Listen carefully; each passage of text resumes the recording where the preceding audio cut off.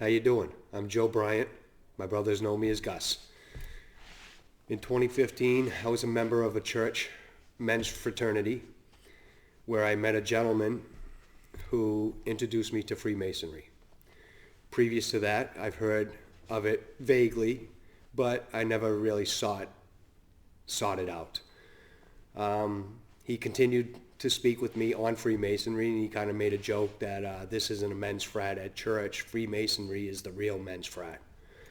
And it caught my attention and got the antennas up, and I really started listening to what he had to say, what Masonry had to offer about as far as like brotherhood, fraternity, integrity, morals, and the way the world is nowadays, that really piqued my interest. It kind of got me to seek a little bit more.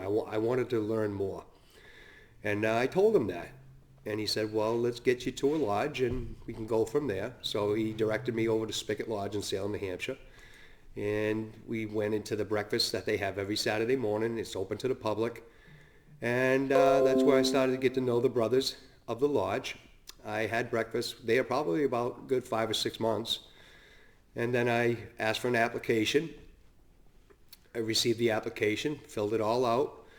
And I was actually voted in the, I believe it was spring, summer of 2015. Things were going well. I jumped in head first and I got into line, and we created a men's educational class at Spigot, and I was really enjoying my time. And then my personal life kind of got in the way. The next 3 years dealt with some personal trauma situations with family. And as a result, I stepped away from Masonry.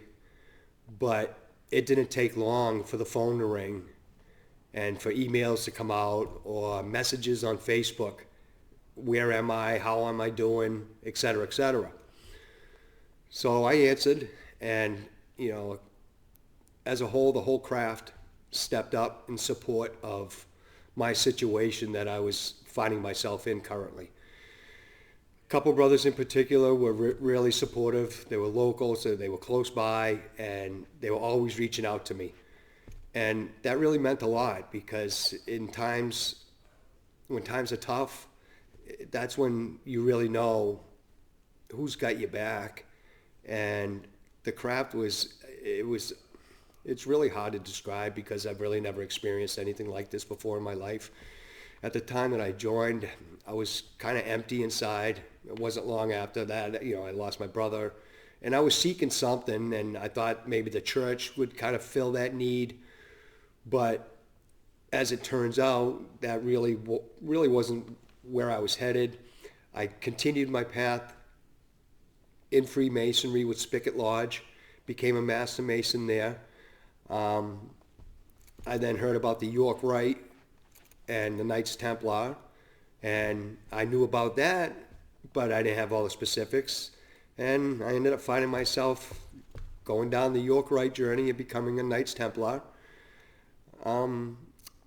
It's really been such a blessing for me to be able to be a part of this organization, this fraternity, the teachings of moral integrity, loving thy brother, charity, helping each other out. In the world we live in nowadays, that's really rare, but that's what I found. My journey, it's going to be a way of life. It's not just an educational class. It's not just guys getting together to shoot pool.